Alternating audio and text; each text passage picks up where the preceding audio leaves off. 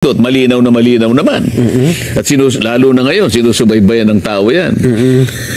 Aba, pag hindi gumalaw yung Concerned Prosecution Agency, mananagot po kayo. Ayan, isang magandang araw po sa ating lahat, mga kaboses. Welcome po dito again sa ating YouTube channel, and for today's episode, mga kaboses, ito magandang pag-usapan ito. Ano po, mga kaboses, dahil ito po'y usapin ngayon, no? Ng investigasyon po, mga kaboses, ay kasado na po, no? Sa Blue Ribbon Committee, mga kaboses, na pangunguluhan po ni Senator Rodante Marcoleta, mga kaboses. At yak po'y kinakabahan na ngayon, no? May nanginginig na ngayon, may naiihi na sa kanilang mga pantalon. Ano sa tingin nyo, mga kaboses? Kasi tiyak po'y sasabunin po talaga, no, dyan po sa Senado, mga kaboses, lalo na po sa pangunguna po ni Senator Rodante Marcoleta, mga kaboses. Yan po isang napakagandang balita po, mga kaboses, na ating natanggap ngayong araw. Kasi po talaga pong sisimulan na po, no, ngayon pong Martes, mga kaboses. Ito nga hong malalimang investigasyon at masisiyas at malalabas po ni Senator Rodante Marcoleta. Sabayan niyo po ngayon ako, mga kaboses, no, sa ating na pong usapin ngayong araw, mga kaboses. Pwede po rin po kayong mag-subscribe, like and share, mga kaboses. Mag-comment po kayo sa baba sa ating na pong talakayan ngayon. Mga opinion, reaction, suggestion po ninyo, mga kaboses, kung kayo po ba'y naniniwala, no, sa katapangan po ni Rodante Marcoleta, ni Senator Rodante Marcoleta, sa pagpapanguna po, mga kaboses, ano po, sa investigasyon ng aligasyon po na anomalya, ano po, sa flood control project, mga kaboses. So yan po, standby po kayo dyan, mga kaboses. At bago po ang lahat, syempre palakpakan po muna natin ating mga sarili. Kasi po tayo'y buhay na buhay pa rin po. And again, of course, mga kabos, tayo pa rin po'y patuloy pa, mga kaboses, ano po, na nag-chichismis dito sa ating mga usapin araw-araw, mga kabos, sa nagaganap na ating bayan. Maraming salamat rin po, at kayo po'y andyan pa rin po ngayon, sumusuporta po sa ating YouTube channel sa Standpoint Analysis. Hindi na po natin patatagalin ito, mga kaboses. Magsisimula na po tayo, ano po, para masimulan na po natin ang ating talagayan, mga kaboses. Kasi ito nga ho, again, maanomalyang flood control project, mga kaboses, ay sisimulan na po. Opisyal na pong sisimulan at nakatakda na po, mga kaboses, ang gagawin pong organizational meeting at initial public hearing, mga kaboses, nito pong Senate Blue Ribbon Committee ngayon na pong Martes. Diyan po sa session hall po ng Senado, sa GSIS building po sa Pasay City. Ito po yung pamumunuan, mga kaboses, ni Senator Rodante Marcoleta bilang chairman po, no? Sisimulan po ng komite ang motu proprio inquiry. Kaugnay po ditong issue po, mga kabos, na the Philippines underwater. Lubog na nga po tayo sa baha, mga kaboses. Buti pa yung mga politiko na sangkot dito, mga kaboses. Buti pa yung mga politikong sangkot dito ay lumalangoy sa pera. Tayo po, kawawa naman po tayo dito sa bansa natin, no? Tayo pa yung nagbibigay ng pondo doon para ilagay sa atin, mga kaboses, no? Gawan tayo ng proyekto pero walang napupunta sa atin. Napupunta lang dito sa mga abusador at tagahama na mga politician. Ang dami-dami po ngayon.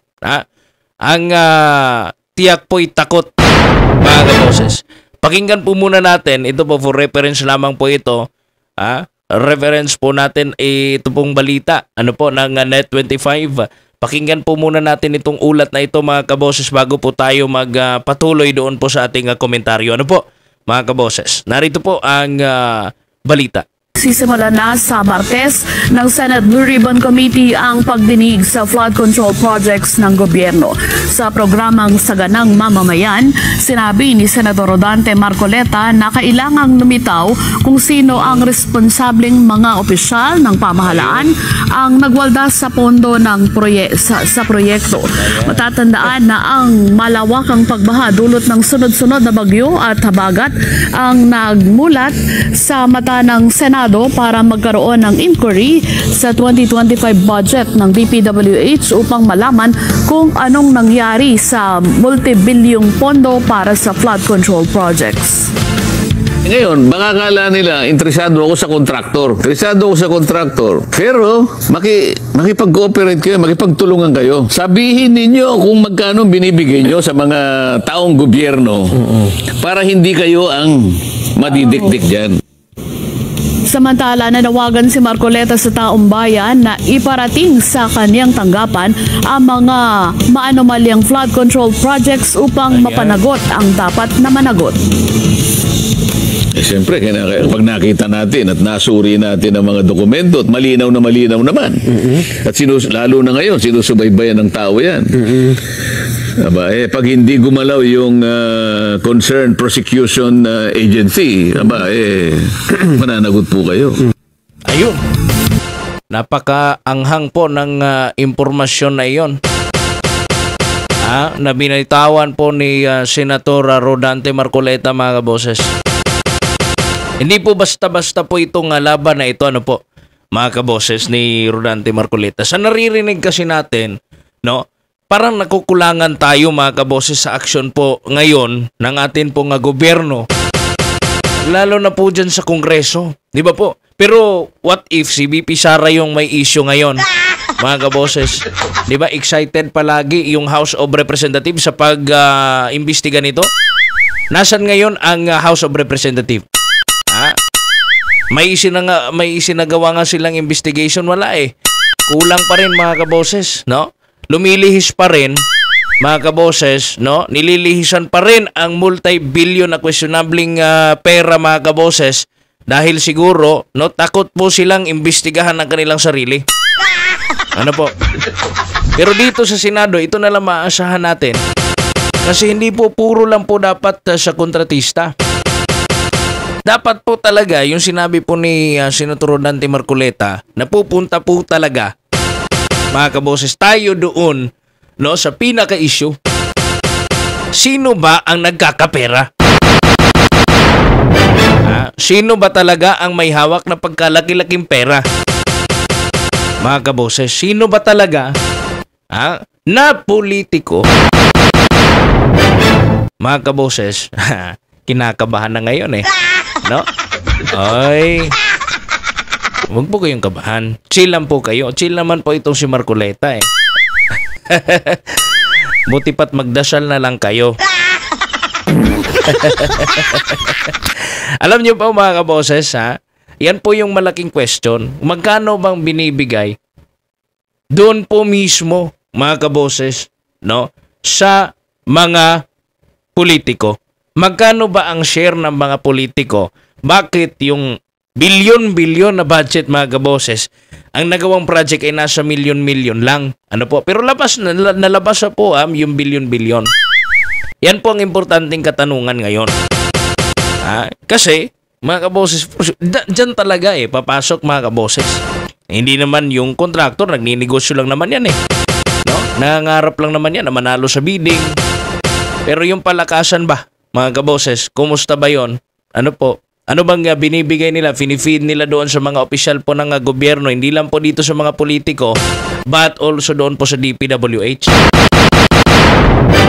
Kasama po sa mga miyembro po ng komite ng nito pong Blue Ribbon, ito pong sina Alan Peter Cayetano, naku po, Ronald Bato de la Rosa, ayan na. Ang titigas naman nito, Bongo, Erwin Tulfo, JB Ejercito, ayun, at andito rin si Bam Aquino, Amy Marcos, Risa Ontiveros, kahit wala na si Risa, Okay na. Okay na yung line-up na yun. At Loren Ligarda po.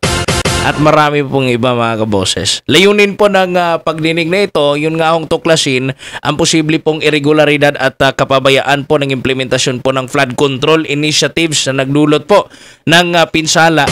Imbis po na makatulong mga kaboses sa taon-taon na po na problema po baha mga kaboses, no? Kasi paulit-ulit lang po tayo, bilyon ang binupondo, substandard pa rin po ang proyekto, ano po mga kaboses. Ilang ulan lang bagsak mga kaboses. Ha? Sa ang dike, ilang ulan lang ang dadaan mga kaboses, yung dike bagsak na. Ano po? Mga kaboses, yan po yung masakit yung cycle, paulit-ulit mga kaboses. Ang masakit pa rin po, yung pundo po ng taong bayan mga kaboses ay pinapatabon na po pinapatapon po sa tubig mga kaboses. Literal po pinapatapon po talaga sa tubig kasi wala naman po tayong nakikita Kawawa pa rin tayo mga kaboses, ano po? Pero ito yung ngayon, ito yung pinaka challenging mga kaboses. Kasi hindi po biro ang pagdinig na ito mga kaboses, no? Ang challenging dito mga kaboses, baka po may mga senador dyan, no? Na defense mode kapag malalaking kontraktor po at kalyado po nila nadadawit kasi kay marami pong kamukha dyan mga kaboses sa atin pong House of Representatives. Ano po? Mga mukhang pera. Mukhang pera. Ito yung matutuklasan natin sa investigasyon na ito at ilalabas po ni Senator Rodante Marcoleta ang lahat ng mga posibleng ebidensya, mga kaboses. Ito po yung magiging dapat masagot na mga tanong. Sino nga ba po ang nakikinabang? Kumabunyag po ang ito pong anomalya. Sino po kaya ang mabubulgar na protektor ng mga kontraktor? At kaya nga bang talagang banggain ng Blue Ribbon kahit malalaki ang pangalan na nasa likod? Well, ako, malaki naman ang tiwala ko. Kaya Senator Rodante Marcoleta, hindi naman siguro tayo utuhin yan. Seryoso siya. Ano po mga kaboses sa kanya pong laban kontra po dito sa corruption po na nagaganap sa flood control project. Mga boses. Well, yan po ang abangan natin ano po sa darating po na Martes mga kaboses. Sa darating po na investigasyon po nito. Atiklop na po sila lahat mga kaboses. Magantay na lang tayo kung saan ito hahantong mga kaboses. God bless po sa inyong lahat. Paki-comment po sa baba mga kaboses pong masasabi ninyo regarding po sa issue na ito. God bless po sa inyong lahat mga kaboses at paki-subscribe, like na lang din po and share and click the notification bell para notified po kayo sa lahat po natin ng mga uploads dito po sa ating YouTube channel sa Standpoint Analysis mga kaboses. God bless po sa inyong lahat. Ako po si Kaboses Wins at kayo po ay nakikinig at nanonood dito sa Standpoint Analysis. Maraming salamat po sa inyong lahat mga kaboses and bye-bye.